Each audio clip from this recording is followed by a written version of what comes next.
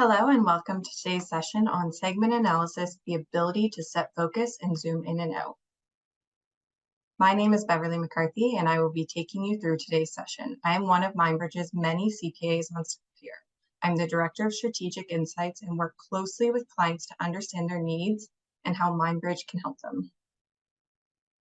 This is kind of the overview of the session. I know most of you guys have probably seen it for now, but it kind of covers what we're going to be going through and our learning objectives.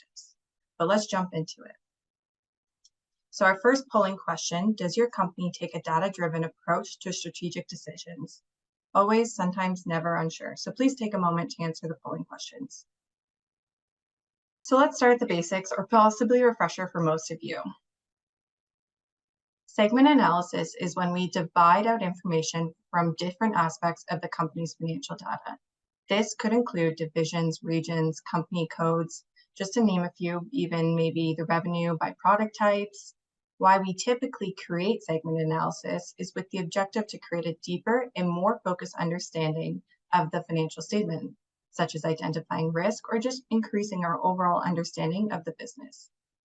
It can be to present our financial data in an easier to consume manner. So for example, if we're looking at revenue by product type, we can use this to help us understand our revenue breakdown and allow us to make decisions based upon our revenue and their products. Looking at aggregate revenue and trying to make decisions at that level may result in poor decision making, as we'll most likely be too zoomed out to understand the impact of the revenue by product. By creating segment analysis, we can identify insights from our data and utilize our resources to focus on the areas that matter.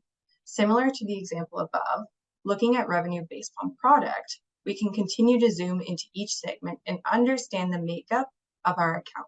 If one product has a lower revenue compared to other products, by taking our segment analysis and zooming in, we then are able to look at it on a more consistent basis and maybe dive deeper into areas such as divisions. With segment analysis, we can now understand where we should be spending our time based on that ability to continue to zoom in. So what are some of the common problems we face with segment analysis? I'm sure most of these on the list here probably ring true for a lot of us. So I'll only focus on a few just to get us started. So one of the big ones is data is not only increasing in volume, but also increasing in complexity. Today, we have more data than we know what to do with. There are concerns with the quality of the data. I'm sure we've had situations where we go to create an analysis and we're missing dates, we're missing text fields, there's inconsistency in terms of how people are filling out the data itself, which can be quite frustrating, and it makes it really challenging to have an accurate analysis. Another common problem, which probably ties into a few from the list, is the inability to determine user requirements. Within your group, you may not have the skilled resources to develop an analysis or access to the relevant data. Therefore, you might be asking IT or another department to assist with creating the analysis. This other department may not be familiar with your needs for the analysis. This can require a lot of back and forth to adjust your needs and end up with analysis that is not able to provide meaningful insights. You may spend way too long within this analysis going down a rabbit hole trying to pull insights that do not exist based upon the creation of the analysis. We understand it can be exhausting to keep an analysis up to date as well. I don't know about you, but how many times have you gone through an analysis and you realized you haven't updated it since last quarter or maybe even last year? When you go, you're seeing all your embedded links are no longer linked to the previous workbook and you're having to redo it all. It can be quite time consuming and exhausting. So now we're going to jump to another polling question. Is your company properly utilizing your employees' talents to critically assess analysis? Yes, no, or unsure. So with that, we are also going to jump into tool.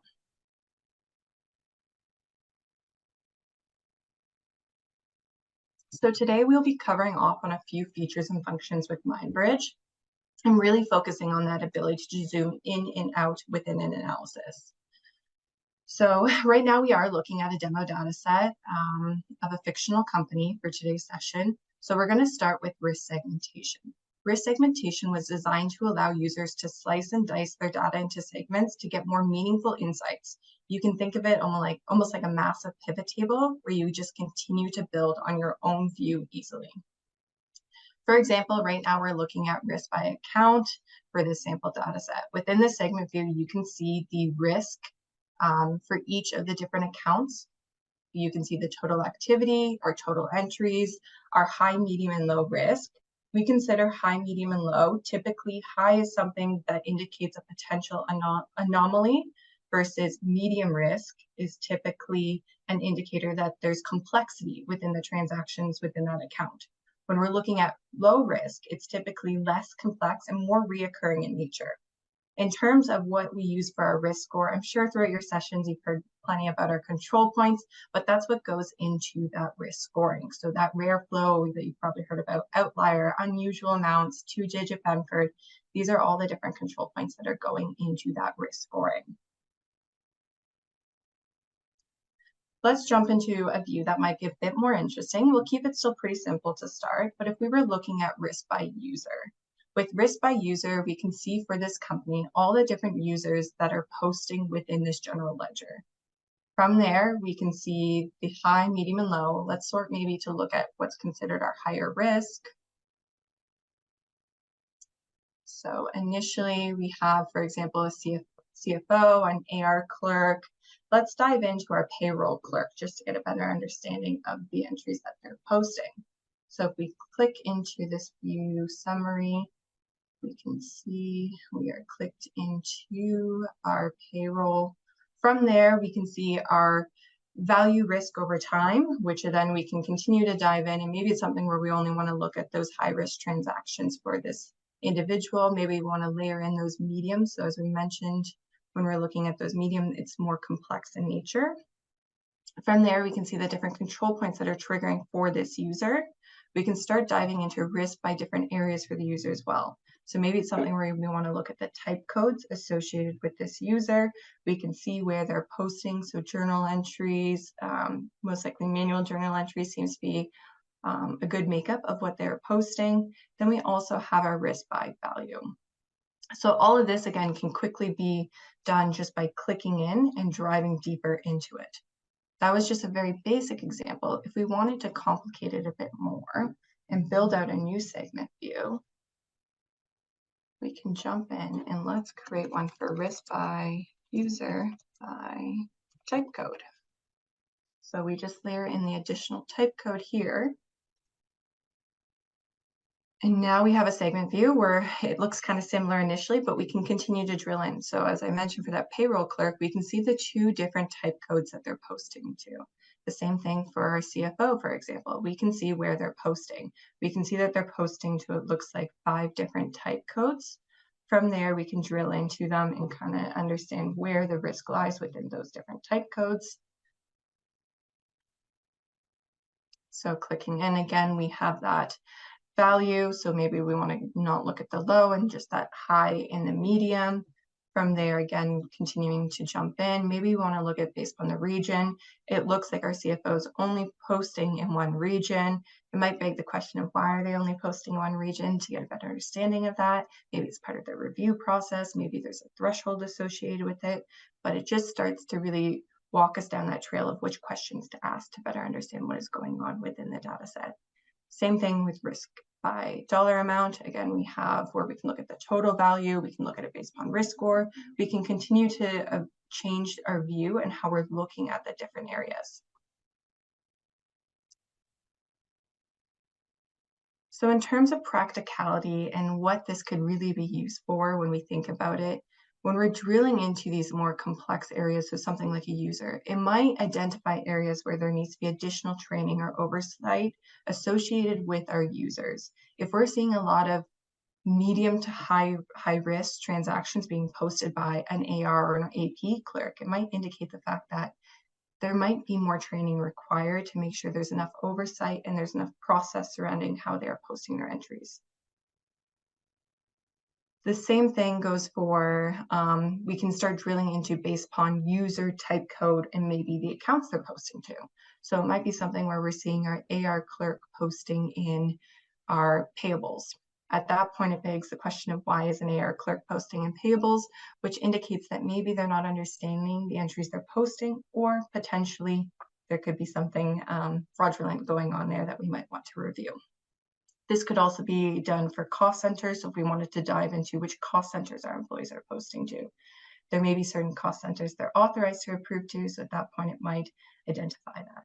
Same with when we're thinking about segregation of duties, by looking at kind of where people are posting, also the opportunity to, if you have a field for who posts and who approves journal entries, that is a segment view we can also build within MindBridge to really dive deeper into who is approving the journal entries. The next area we're going to spend a bit of time on is going to be our transaction tagging. So within MindBridge, we have the ability to create our different populations. So let's just walk through an example. We're just going to call it tests for now. And what we've done is we've selected a revenue account, but we can continue to add conditions. So I'm going to add some users. So within revenue, we're going to select our AR clerks.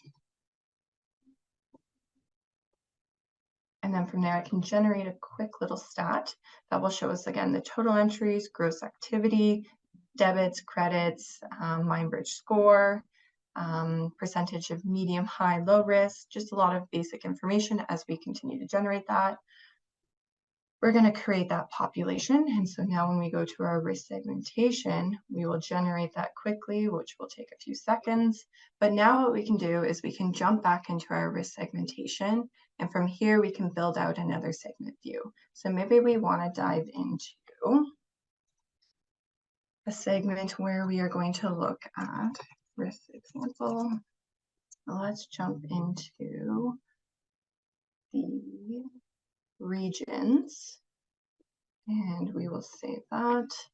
And then from there, with the population we just built, let's say it is, and then the one we built was our test V2, which again, just as a reminder, this is for revenue, and then from there our AR clerks. So this is a full population showing everything that our AR clerks are posting in terms of the different regions. So this would be an example where if we wanted to drill deeper, we have that level of information. We can do the same thing of is not as part of our filter. But in terms of practical use cases, you could think about it even if you wanted to look at it based on account. If we were to do this filter and say, is postings and revenue related to our AR and our AR clerks, we would have that view that shows all of their postings. But then we said if it's not, it would show us all the individuals that are not our AR clerks that are posting within revenue. So again, potential that there's bypass of controls or people are not authorized to post. So another segment view as well that we can jump into with the population tag. So we've created one based upon regions, and this is all of our East Coast. So as you can see, we've got California, Oregon, and Washington. So if we wanted to then go into account and show all of our revenue, we now have our revenue for all of these different regions. We can continue to build on this segment view and kind of expand it. So maybe we wanted to look at accounts by types. And so now we're looking at our account and our AR. And from there, maybe we wanted to look at an account based upon regions as part of our revenue segment analysis.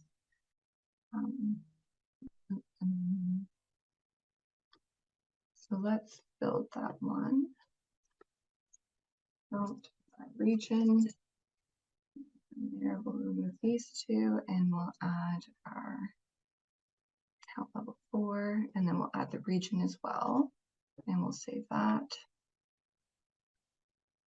So now we have the revenue for all of these East Coast regions, but now we can do the opposite and say, let's exclude them. So we'll exclude those. Maybe we know as part of our procedures that we don't want to spend time on those regions. Maybe it's outside of our scope and we have another team looking at them. So then here we have all of our regions based upon the revenue. So we have our standard revenue and then our other revenue. And then from there, we can continue to drill in. So let's look at one that is maybe a bit higher risk. or that has a bit more medium associated with it. And so let's dive into Idaho. So again, if we are now going into that view risk summary, we can start looking at the value of risk over time. It looks like it's mainly at the end of the year. So this is something where we are seeing that spike in September and then again at year end. So it's really questioning what is being posted at the time in revenue, and it's just allowing us to dive into where we need to focus our time.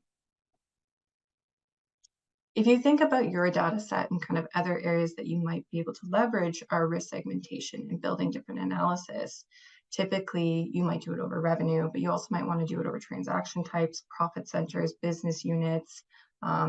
Your company might have different products, so you could build a segment based upon those products where you have your revenue and you're breaking it down to maybe 5 or 6 different products, and then from there continuing to drill down deeper, and then from there kind of selecting your testing or other areas that you want to investigate further within this analysis. So I do have another polling question for us to walk through today.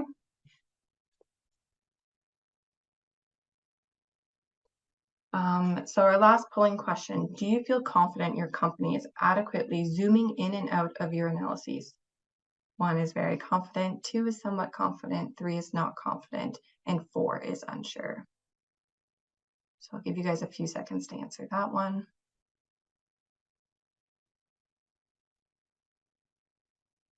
Okay. So now we can definitely jump into some questions with the time we have remaining. So let's see. Where are the categories coming from on what I get to pick from in risk segmentation? That's a great question. So if we jump back, as you will see, and we go into creating a segment, we can see all these different areas here that we can check off on. Again, we are using sample data, so it's not the most interesting. When you think about your company and the data that you guys have, any of those additional fields that you keep within your general ledger, so cost center, profit center, maybe you guys have approver, divisions, product types, that type of information we can pull into MindBridge as well, and then you can use that as part of your analysis, especially here in risk segmentation, and you can layer that into your segment views. So let's jump to another question.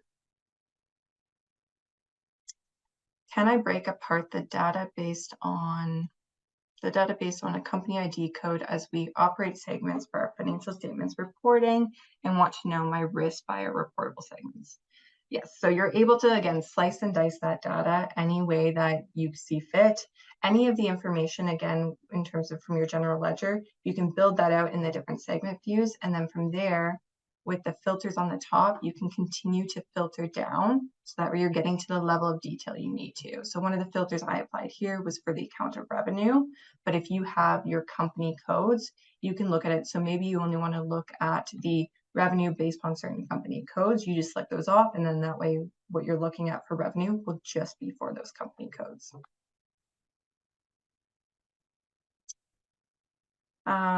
One of the other questions, there are some segments that had no high risk and only low risk. What does this mean? Is everything low risk? So typically, again, when we think about our scoring, high risk is something that we consider an indicator of an anomaly, versus medium risk is more complex in nature in terms of the transactions. Your low risk is reoccurring transactions that are generally less complex in nature. It's not saying that you don't need to spend any time in your low risk, but it's just saying those are typically reoccurring and they're not an indicator of high risk at that point. And so it's something when you are thinking about where to spend your time, we typically suggest spending it in those high and medium buckets, because that's probably where most of the analysis needs to take place. And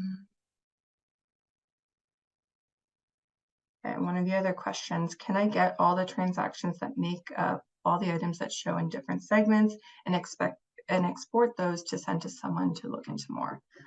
Of course. So at any point when you're in the segment view, you have the option of viewing the entries or viewing the risk summary, if you were to click into view entries, it will take you to our data table.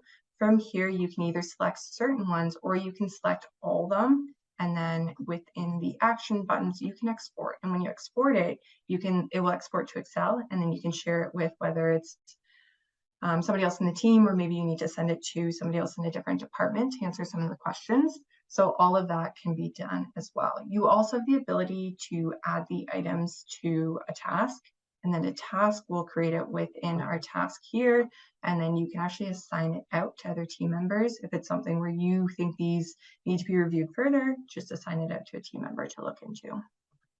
We do most of our workflows and other tools and don't want to spend a lot of time in additional tools. How do we get data pushed out to other tools?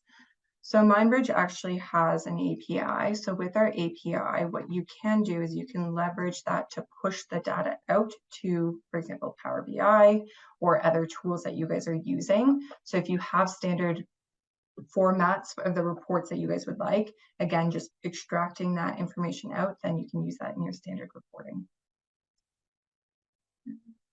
If you guys have any other questions, feel free to reach out to me directly. I'm happy to answer any of them. Thank you very much. Have a great day, everyone.